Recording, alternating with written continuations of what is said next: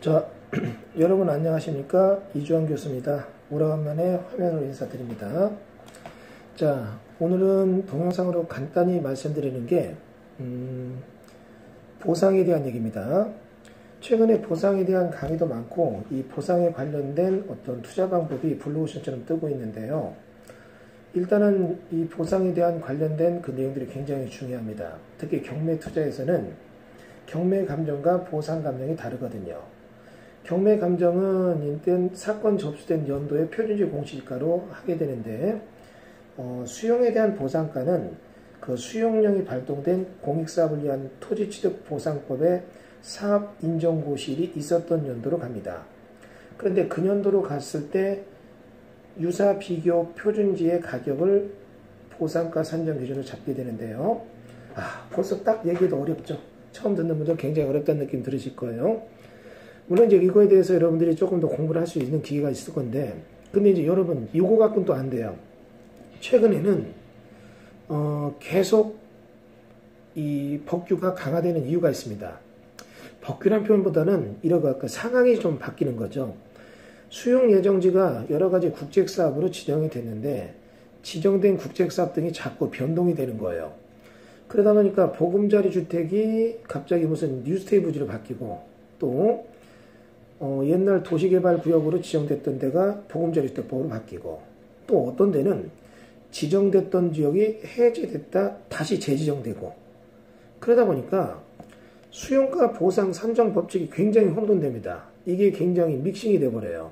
그래서 어떤 데는 2012년도에 지정됐다가 18년도로 바뀌었는데 이거를 2012년도 표준지로 보상가 나오느냐 아니면 2018년도 나오느냐 이게 굉장히 왔다 갔다 하는 겁니다.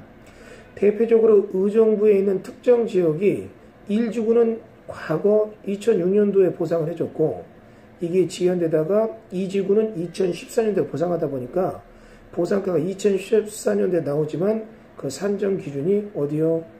옛날 기준으로 가더란 얘기죠. 그래서 여러분 요즘은 수용 예정지의 어떤 경매 투자 하시려면요. 공익사업의 법칙 중에 승계조문을 알아야 돼요. 여기 있는 보상가 산정이 과거로 가느냐 현재로 가느냐 이 부분에 대해서 어떤 것이 우리에게 투자 법칙의 블루오션이고 레드오션이 되느냐 또 거꾸로 승계조문이 적용을 받았더니 더 좋아진다 이런 것들에 대한 것들이 굉장히 복잡한 얘기로 등장을 해요. 그래서 수용에 대한 거 A부터 Z까지 해서 이런 교육을 좀 정확히 할 필요가 있을 것 같아요.